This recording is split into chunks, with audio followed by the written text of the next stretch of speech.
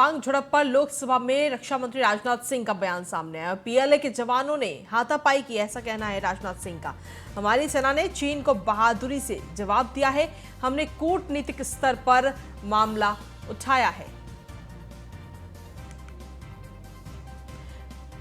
राजनाथ सिंह ने कहा कि भारतीय सैनिकों ने चीन को वापस जाने के लिए मजबूर किया। भारतीय सैनिकों ने चीन को वापस जाने के लिए मजबूर किया है।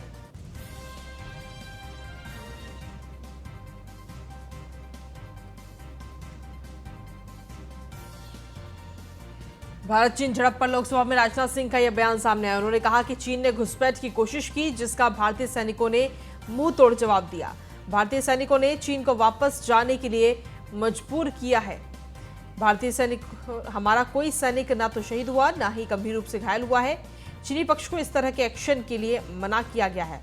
मुद्दे को चीनी पक्ष के साथ कूटनीतिक स्तर पर भी उठाया गया है। ये तमाम बातें आज रक्षा मंत्री राजनाथ सिंह की तरफ से लोकसभा में कही गई।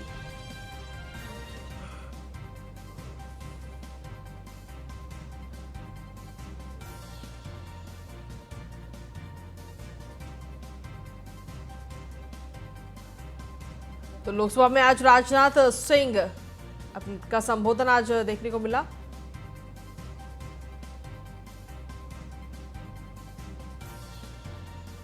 रक्षा मंत्री राजनाथ सिंह ने आज लोकसभा में कहा कि चीन ने घुसपैठ की कोशिश की, जिसका भारतीय सैनिकों ने मुंहतोड़ जवाब दिया है। भारतीय सैनिकों ने चीन को वापस जाने के लिए मजबूर किया। हमारा कोई भी सैनिक ना तो शहीद हुआ है, ना ही गंभीर रूप से घायल है। चीनी पक्ष को इस तरह के एक्शन के लिए मना किया गया है।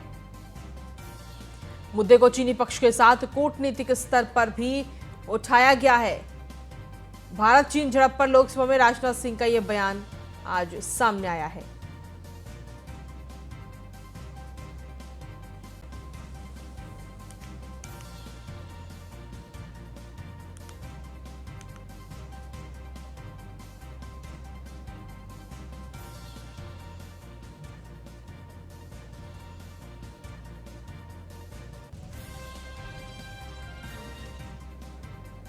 तो भारत चीन झड़प पर लोकसभा में राजनाथ सिंह का यह बयान सामने आया। उन्होंने कहा कि चीन ने घुसपैठ की कोशिश की, जिसका भारतीय सैनिकों ने मुंह तोड़ जवाब दिया है।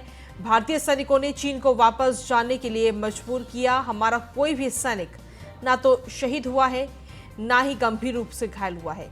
चीनी पक्ष को इस तरह के एक्शन के लिए मना किया गया है और मुद्दे को अब चीनी पक्ष के साथ कूटनीतिक स्तर पर भी उठाया गया है। ये तमाम बातें आज लोकसभा में रक्षा मंत्री राजनाथ सिंह के द्वारा कही गई।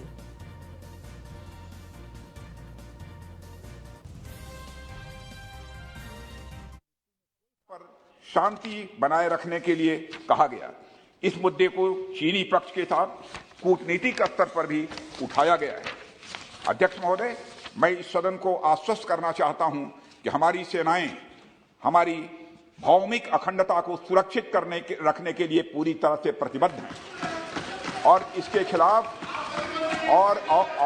खिलाफ किसी भी प्रयास को रोकने के लिए सदैव तत्पर है हमारी भारत की सेना। और मुझे विश्वास है कि यह सदन हमारी सेनाओं की वीरता और साहस को एक स्वर से समर्थन देगा।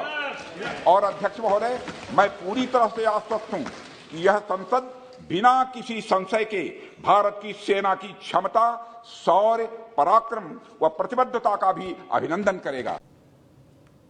वहीं भारत चीन झड़प पर चर्चा के लिए मंत्रियों संग प्रधानमंत्री नरेंद्र मोदी की भी बैठक है। संसद में भारत चीन झड़प को लेकर विपक्ष ने हंगामा किया था। विपक्ष ने राज्यसभा और लोकसभा में फौरन चर्चा की मांग की थी और हंगामे के बाद में लोकसभा की कार्यवाही को 12 बजे तक आज स्थगित कर दिया गया था। 9 दिसंबर को अरुणाचल प्रदेश में भारत चीन सैनिकों के बीच में ये झड़प हुई थी, जिसको लेकर विपक्ष अब इसको मुद्दे को बड़ा बनाता हुआ नजर आ रहा है। हालांकि आज रक्षा मंत्री राजनाथ सिंह की तरफ से आज बयान भी दिया गया लोकसभा के अंदर। और पीयूष तिवारी हमारे संवाददाता इस वक्त जुड़ गए, सीधा उन्हीं का रुख करते हैं। पीयूष, क्या कुछ ताजा अपडेट है? देखिए, जो विपक्ष है वो लगातार अब ये जो झड़प हुई है भारत और चीन की, उसको लगातार मुद्दा बना रहा है और घेरने की कोशिश कर रहा है सत्ता पक्ष को। ऐसे में हालांकि रक्षा मंत्री राजनाथ सिंह की तरफ से बयान भी लोकसभा के अंदर दिया गया। पीयूष, देखिए, अगर हम बात करें तो जिस तरीके से 2020 के बाद पहली बार 2020 के बाद पहली बार ये कहीं ना कहीं झड़प हुई है चीन और भारतीय सैनिकों के बीच। और सबसे बड़ी बात है कि चीन के करीब 300 सैनिक थे और चीन को लगा कि वो चालाकी से भारत पर हमला कर देगा या भारत को नुकसान पहुंचा देगा।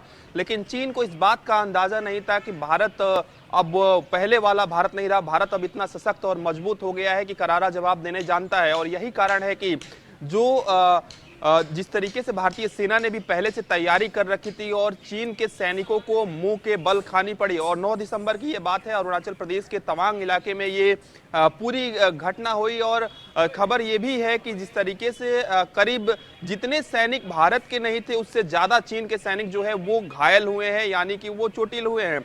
तो निश्चित तौर पे करारा जवाब भारतीय सेना की ओर से कहीं न कहीं चीन को दिया गया है। और इस संबंध में रक्षा मंत्री राजनाथ सिंह ने भी कहा कि भारतीय सेना का जवान कोई भी ना घायल हुआ है ना मारा गया है और मुंहतोड़ जो जवाब है वो चीन को दिया गया है।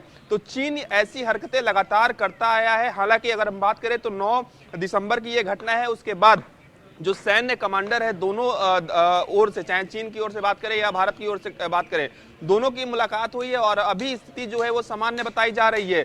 लेकिन विपक्ष की बात करें वो लगातार हमलावर है, लगातार भारतीय जनता पार्टी या केंद्र सरकार पर निशाना साधा जा रहा है। और इसी कड़ी में असदुद्दीन ओवैसी की बात करें, उन्होंने कहा कि जो भारत सरकार है वो सही आंकड़े देश के सामने नहीं रख रही है। ठीक है तो जी, चलिए शुक्रिया तमाम जानकारी देने के लिए।